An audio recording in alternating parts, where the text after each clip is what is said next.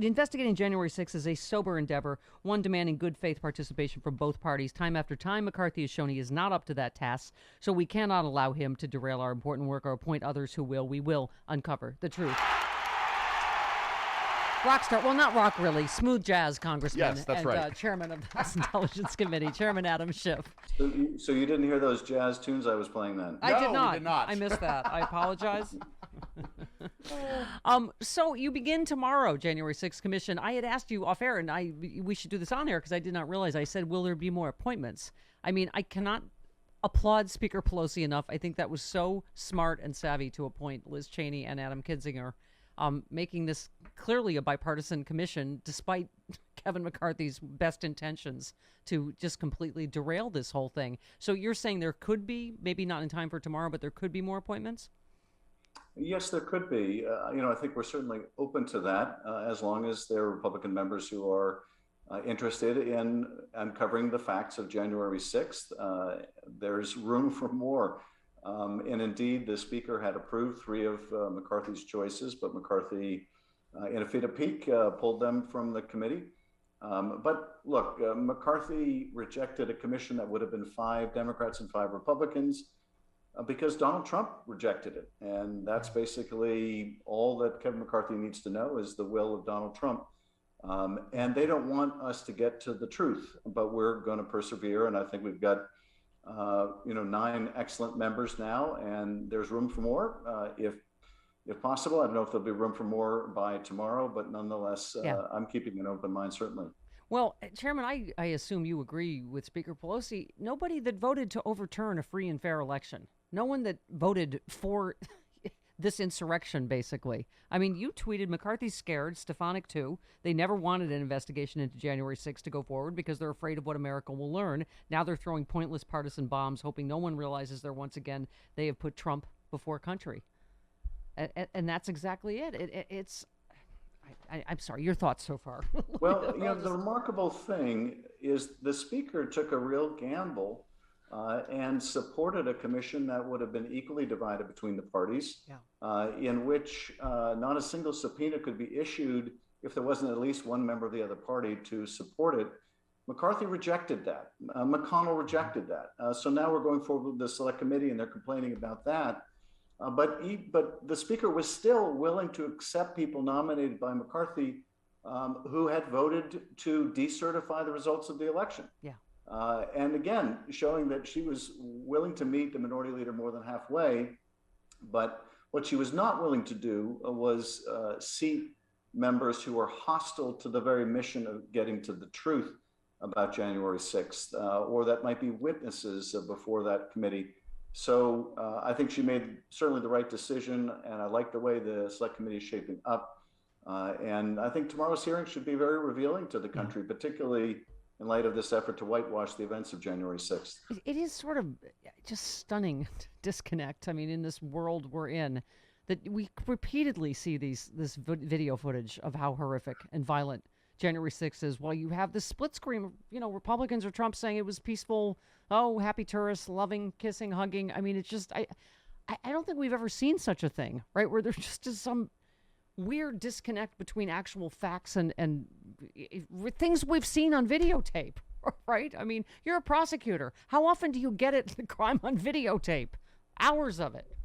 And when you do, you don't usually get people still saying, you can't believe your eyes. Right. You need to believe the lies instead.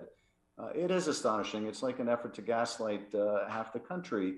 But we've seen this before. And indeed, right now, in another gaslighting effort, you have GOP leadership attacking the Speaker, attacking the Democratic Party as being authoritarian.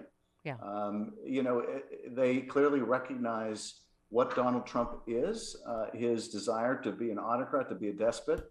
And they think the best way of blunting that is to hurl that accusation against others in the hope and expectation it will simply confuse people.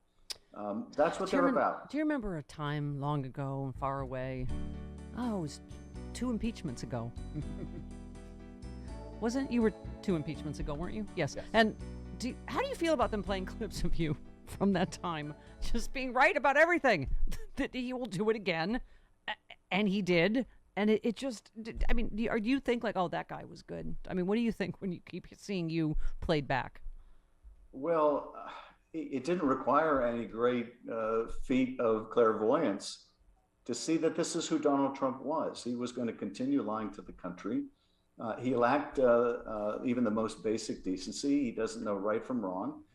And if we gave him another chance to try to cheat in the election, he would take it. And of course, that's exactly what happened. And now it went beyond my worst imagination in inciting this insurrection. And even after the insurrection, continuing to peddle this big lie and use it to try to disenfranchise people of color all around the country. Now they're stripping powers of secretaries of state. If they can't get a secretary of state like Raffensperger to find 11,870 votes in Georgia that don't exist, then they'll find somebody who will. I mean, they seem to be setting things up to overturn the next election. Yeah. I mean, Chairman, it's interesting you said it that way about cheating. And I thought, this is what happens when you don't prosecute. He cheated to get into office. If we don't prosecute the 10 counts even of obstruction of justice, obstructing that investigation, your impeachment was about him cheating with Ukraine to get him to, then the insurrection was him cheating after the election's done, trying to overturn it. I mean, it is, you're right, it is all one story at the end of the day, isn't it? I mean, okay. And the party itself, I love what you tweeted as I speak to you in the shadow of the Goldwater Miller sign right behind me. Mm-hmm. You said the Republican Party is a shell of its former self. What we see today is a cult of personality beholden to the whims of a disgraced former president. Republicans of good conscience, both in power and out, must take their party back. America needs 2 functional parties. I mean, that's what's astounding, is they're still lashing themselves to this guy. Right? It is. And, a number of the Republican senators, you will remember from the first trial, tried to console themselves and their vote to acquit the president by saying, we're pretty sure he's going to learn from this.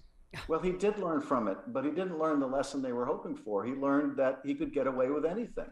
Right. That he could speak any fiction and his people would buy it, and that over time, few and fewer of the party would stand up to him. And that's tragically what's happened. There was a brief window after the insurrection where Mitch McConnell flirted with conscience, spoke out against the president. Even McCarthy, had some flickering of conscience, but it was very quickly vanquished, first by McCarthy making the pilgrimage to Mar-a-Lago.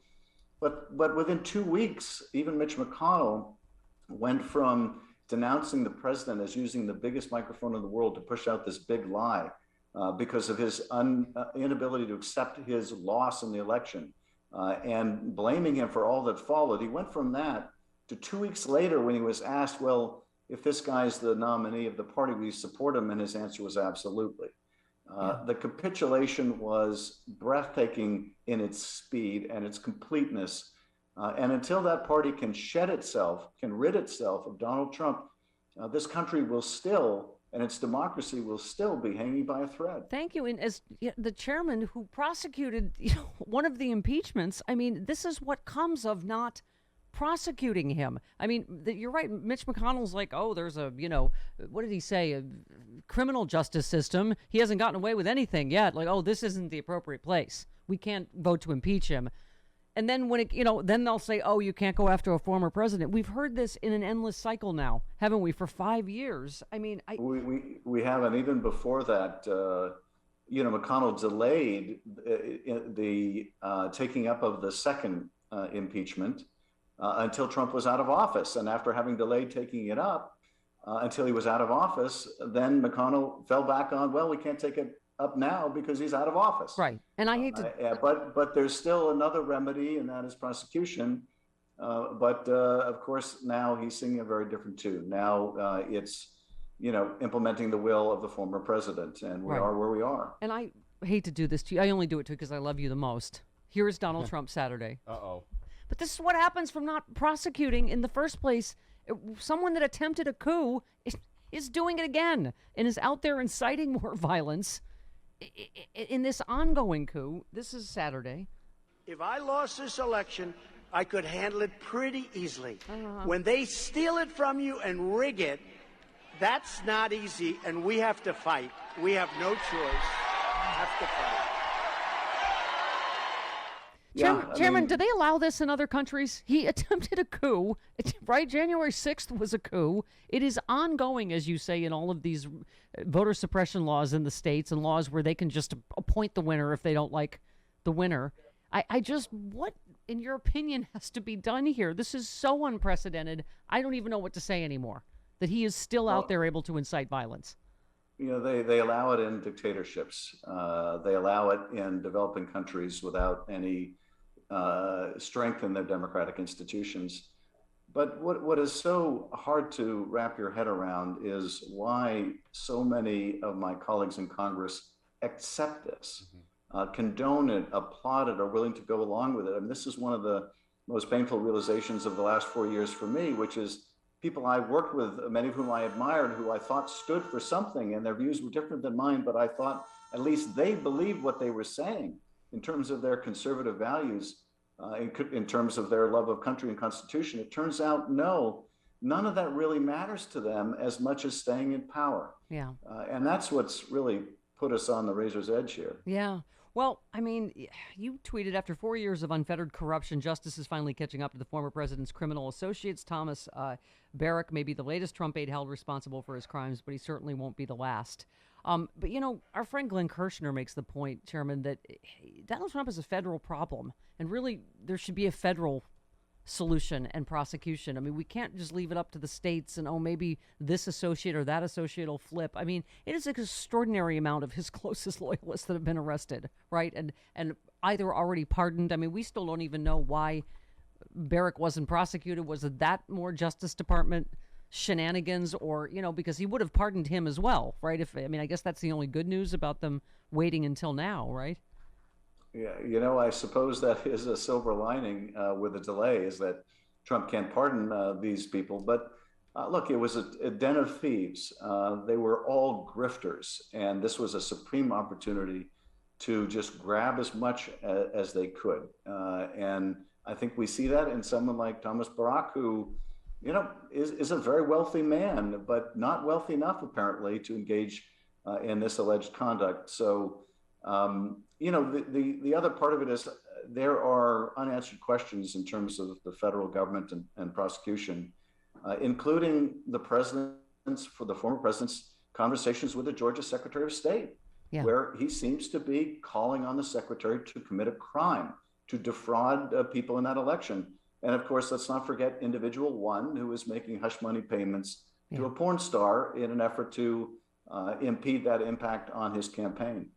So let's, before you go into tomorrow in the January 6th Commission, Chairman, this is Jim Banks, who one of the people that Pelosi said no way yesterday.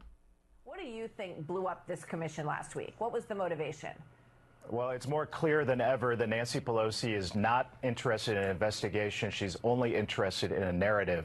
She claimed that the reason that she booted me from the committee was because of antics on the part of Jim Jordan and I. In hindsight, what I realize what she means by that now is that we were prepared to ask questions that no one else has asked and demand answers as to why the Capitol was vulnerable to an attack on January 6th. Which he immediately blamed Nancy Pelosi for the moment he was appointed, showing that he was not going to do a fair investigation. He had already reached a conclusion, which was an absurd conclusion, as you know. Speaker Pelosi is not in charge of the National Guard. I mean, it's anyway, go ahead. Sorry. Well, look, he demonstrates every day his continued unfitness to serve on the Select Committee, but he demonstrated that even before the decision was made. He and Jordan were picked for their willingness to disrupt and attack the mission of the Select Committee. And, you know, we have got two, I think, very solid, strong voices from the GOP now on the Select Committee in Kinzinger and Cheney.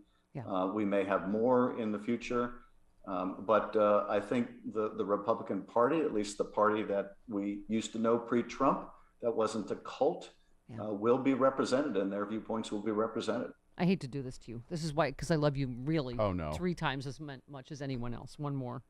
Why was there a systemic breakdown of security at the Capitol on January 6th? If you're going to investigate January 6th, why not ask those questions? And that's all that this comes down to. She's already predetermined a narrative about Donald Trump, about Republicans. She doesn't want to talk about what happened at the Capitol that day to make sure that something like that never happens again. Well, a couple of things. First, Banks was one of the people pushing out the gaslighting on authoritarianism. But beyond that, we are, of course, going to be looking at security at the Capitol and why the Capitol was ill prepared and why the National Guard wasn't called in and how much the White House knew about the participation of white nationalists, militant groups. We are going to be looking at all of those issues. Tomorrow, we're going to be looking at the frontline Capitol police officers and Metropolitan police officers and what they encountered. But so what Banks is doing there is, again, deflection. He doesn't want to have to acknowledge that, his January 6th denial and his willingness to be a disruptive force of the reason he was jettisoned. So he says what he says, but doesn't make it so. Chairman, are you going to call Kevin McCarthy, Jim Jordan, Trump? Tell us a little bit, what do we have to look forward to? Is all of it televised? How long is it going to go on? Can you tell us a little bit what we might see? It won't be possible to televise all the work that we're doing. There are going to be, I think, innumerable interviews and document gathering processes, depositions that we need to do, some of which will be in open session and some won't for a variety of reasons, including whether witnesses are reluctant to divulge, personal information in a public setting. But we hope and expect that we'll do as much of this in public as we possibly can. In terms of who is on the witness list and how high that witness list will go, I think we'll proceed step by step in an organized way, and we'll follow the facts where they lead. We haven't made decisions yet about witnesses apart from this first hearing, so I don't want to get ahead of ourselves. Okay. But we're determined to provide the 9/11 Commission report of this incident. That is a comprehensive one, a nonpartisan, objective one, and good recommendations about how to protect the country going forward. And I trust you implicitly to do it because America was attacked that day. They were going to hang Nancy Pelosi and Mike Pence. Our Capitol was attacked, so our electoral process was attacked. So thank you once again for your service. You must be exhausted. You must be like, oh, again? Okay, I will serve again. Thanks so much, Chairman. And we will hopefully you check back in with us and to see how this is going.